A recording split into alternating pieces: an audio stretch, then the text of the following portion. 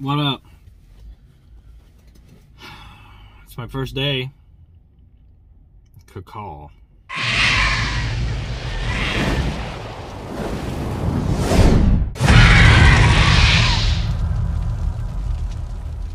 It sucks. My first day sucks.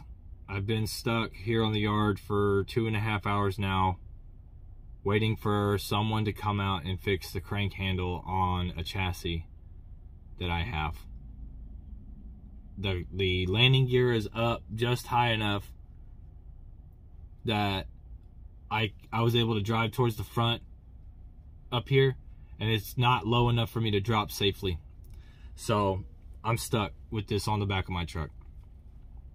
I can't go anywhere until I get fixed. I've been sending messages every half hour for the last 2 hours, and the communication is not there. So yeah, I'm having some issues so far here. My first day, it's not looking very promising. The ice is very thin with me here so far already because of this shit. Not only that, the training was a joke. I'll explain that first, and then I'll explain the rest of like my first day so far. And it's not even fucking 8 in the morning, and it's already almost going on 3 hours here with not good. It's not good. So the training was mostly me making somebody else money every day. I made $100 a day, and I'd work up 10 to 14 hours a day, and I would only make $100 that day. Basically running somebody else's truck for them. And the training was supposed to be consistent of just learning how to work the tablet, which I feel like could have been done with a classroom, or hell, on the tablet itself. On the tablet itself, there's a training module for all of the different aspects of the app. So I could have just done it like that, but no, that's not how it rolls. That's not how they roll out here. So from Tuesday up until Friday, I was running somebody else. Well, let's say Tuesday, it was my trainer running his truck, and I just kind of followed him around like a lost puppy. Every day after that, I was running the truck.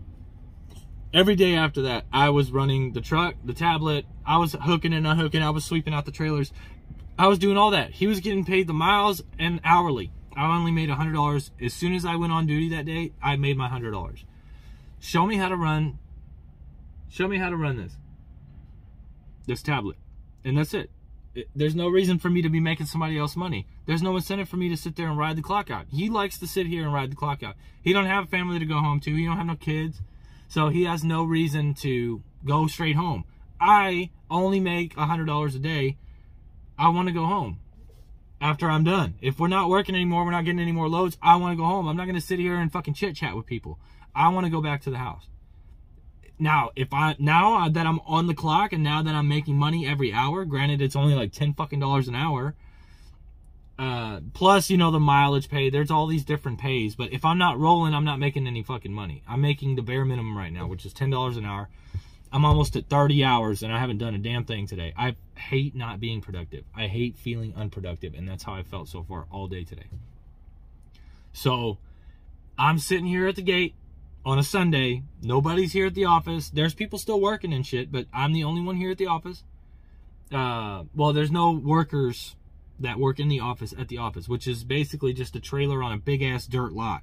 Okay, pothole fucking central. The road coming up here will cause you to have to replace the shocks on your car every 3 months. It's horrible driving conditions out here. There's a lot of traffic on this road too. So a lot of 18-wheelers, a lot of intermodal 18-wheeler companies on this road. So that's why the road's all fucked up. They're in the process of trying to fix it now, but as far as my trainer has said, it's been going on for a while. So I doubt it's going to get fixed anytime soon. And by the time it is fixed, we'll probably be moving to another location anyway. So I get to deal with that shit. Now,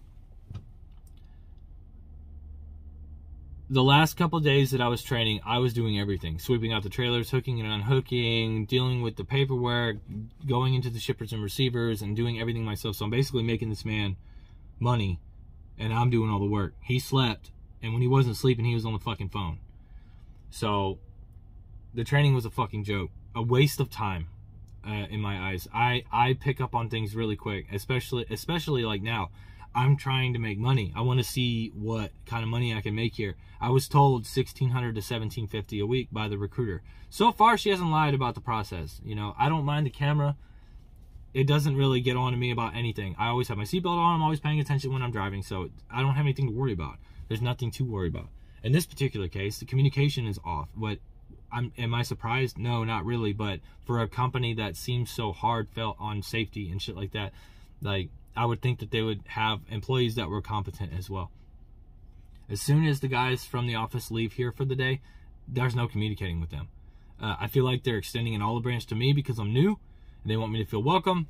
Like today, one of the guys that works in the office actually messaged me and asked how I was getting along, which was nice. It's his day off, so I felt like that was him reaching out. That's awesome. You know, the other guy reached out to me yesterday, told me I was good to go, that I'm scheduled to come in. They started putting loads on me for today, which is great. So let's lead up to that. We're coming in today. I find my trailer after I unload my car with all the shit that I need. My air blower, I just went and bought bolt cutters. I got a big ass broom. My food, you know, nobody's at the office, so nobody can print out the bills. So I ask, I'm like, hey, it's my first Sunday. You know, I send a message, which everybody gets, and I'm like, for a couple questions, I go, where do I get my bills from? Because usually in the mornings when you get here, you know, the guys are already here that work in the office. They get here like 3 in the morning.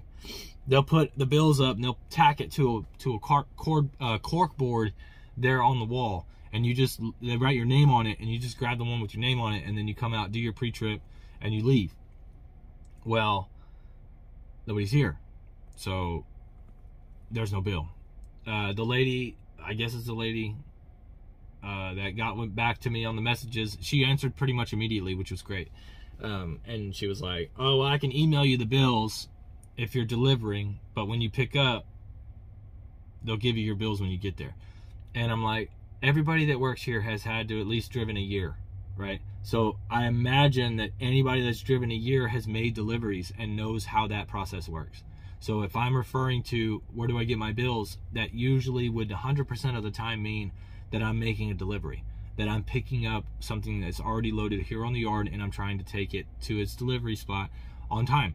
So I need the bills for that. Now, if I need the bills, I mean, now granted, some of the people that were on the phone with me during orientation, I imagine that they're the reason why she's having to explain it that much. She's having to dumb it down that much because of that. But so I can't really put it past her. So I'm like, okay, whatever, that's fine. In common sense terms, and somebody that actually has a brainstem in here, I know that you have to be on a delivery. You got to be making a delivery to get you want bills before you get there. If you're going to go pick something up, of course, you just need your pickup number and they'll give you the bills. Duh, right? Okay, I know that. But evidently, she has to spell that out for a lot of drivers, so she felt the need to tell me as well. So I can't put that past her. So I get here, I get in my truck that goes 0 to 30 miles an hour in 2 to 3 minutes, even bobtail. Bobtail or loaded, it's the same speed. The shift and all that shit, everything that happens in this truck is very slow. It's a 10-speed International with almost 400,000 miles on it. Not that that matters. I see a lot of trucks on the yard here that they look great. They look new. They look newer. Brand new Freightliners, like lightweights as well. I got a full cab, an inverter. None of the trucks here have APUs. If you end up having to stay out somewhere, you're not staying in the truck, they're going to give you a credit card with money on it so you can get you a hotel room. And from the way that I'm looking at the equipment and the fact that I'm dealing with this problem now, my first fucking day, that's a crank handle for the chassis. The fact that I'm dealing with this and the equipment that I'm in right now, I can only imagine that I'm going to be bringing bed bugs back on me if I end up having to stay the night in one of these hotels. So,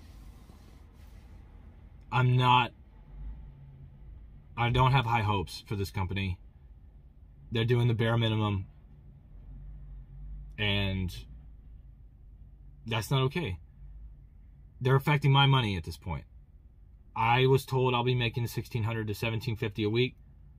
If I'm not reaching that, I will go to one of the many other companies that have been waiting for me to get back to them. Because I shouldn't have to deal with this shit. Nobody should have to deal with this shit. And maybe I was spoiled because I worked at Prime. The equipment was on par. Nothing ever broke. I know I'm dealing with rail yards now. You know, we got Union Pacific chassis, and you got to take it there to get them serviced. I know that they don't ever get worked on unless somebody's out there getting them worked on. Half the chassis we have, they're always putting shit in about defects on the chassis. There's bent rims. There's bent, the tires are looking all fucked up. The tread's gone. Like,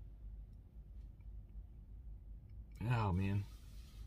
So I don't have high hopes. I'm not holding my breath. I gotta take a fat old piss. I'm about to go do that, and then I guess I'll call these motherfuckers and see what the ETA is. I'm literally stuck here. I can't get this trailer off me until they fix the fucking crank handle. They tried to put me on another load. I'm like, I just want to inform you guys, the landing gear is too high to drop safely, too low to drive safely. So I literally am stuck here on the yard until repairs are done. So if I spend my whole fucking day here just sitting in my truck making $10 an hour, I'll park the fucking truck and go home. Like, I'd much rather just be at home today than sit here and make an hourly wage at $10 a fucking hour when I could be driving. Not happy. Not happy so far. I'll eventually make my Trucker Path video. I just haven't had any fucking time. The only day I had off was yesterday, and the babies were being dickheads all day, so I couldn't even begin to start the process of trying to make that video. I'm probably going to have to make it here on the truck. Now would be a good time, I guess, but I'm just not in the fucking mood. I'm very upset, and I feel like I'm going to miss a bunch of shit talking about it. I want that video to be the type of video that you come back to, and then any update video that I put out, I want to link back to that video so that I don't have to redo a full-fledged definitive Trucker Path video. You know what I'm saying?